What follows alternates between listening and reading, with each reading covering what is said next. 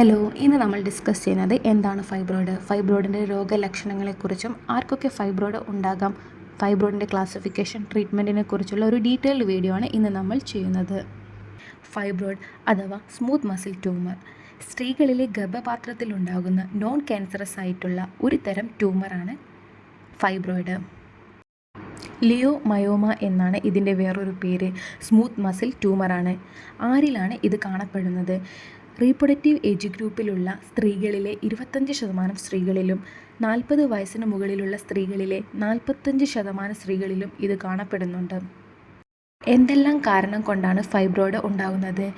Mainly ഇതെന്തുകൊണ്ടാണ് ഉണ്ടാകുന്നതിനെക്കുറിച്ചുള്ള confirm ആയിട്ടുള്ള ഒരു വിവരം നമുക്ക് ഇതുവരെ ലഭിച്ചിട്ടില്ല. എന്നിരുന്നാൽ കൂടിയിട്ടും ഇത് പാരമ്പര്യമായിട്ടും ഫാമിലിയിലെ ആർക്കെങ്കിലും ഉണ്ടെങ്കിലും ഉണ്ടാവാനുള്ള ചാൻസ് ഉണ്ട്. അതേപോലെ ഹോർമോണിൽ ഉണ്ടാകുന്ന വേരിയേഷൻ ഇതിന് കാരണമാകുന്നു.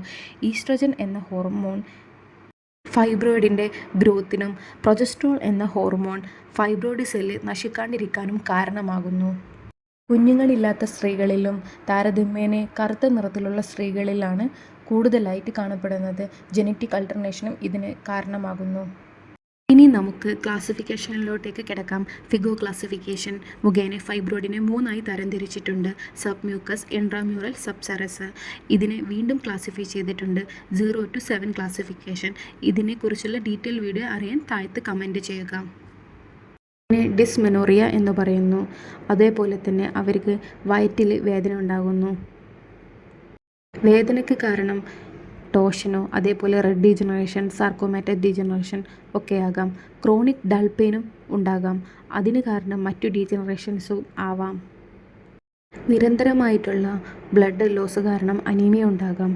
അതേപോലെ infertility, recurrent pregnancy loss, lump in an abdomen, അതേപോലെ പോളിസൈറ്റീമിയ, പ്രഷർ സിംറ്റംസും ഉണ്ടാകാം. അത് കാരണം ഫ്രീക്വൻ്റ് ആയിട്ട് മിച്ചുറേഷൻ ഉണ്ടാകാം. കോൺസ്റ്റിപ്പേഷൻ, റീറ്റൻഷൻ ഓഫ് യൂറിൻ, ഇതെല്ലാം അവരിൽ കാണപ്പെടുന്ന മറ്റു രോഗലക്ഷണങ്ങളാണ്. USG, MRI, hysteroscopy, saline infused sonography മുഖേനയെല്ലാം നമുക്ക് ഫൈബ്രോയിഡിനെ കണ്ടെത്താൻ കഴിയുന്നതാണ്. നമുക്ക് ട്രീറ്റ്മെൻറ്റിലോട്ടേക്ക് കിടക്കാം. Expectant management, medical management, invasive and non invasive management and surgery, ഇങ്ങനെ 4 തരംതിരിച്ചിരിക്കുന്നു.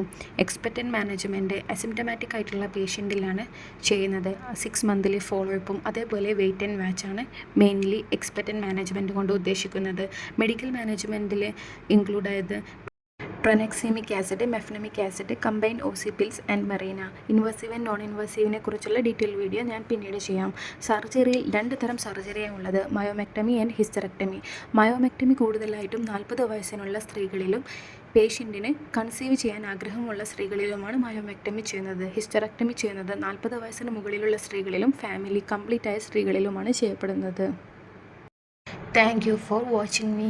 ഇതുപോലുള്ള ഹെൽത്ത് റിലേറ്റഡ് ഇൻഫർമേഷൻ അറിയുവാൻ വേണ്ടി ചാനൽ സബ്സ്ക്രൈബ് ചെയ്യൂ.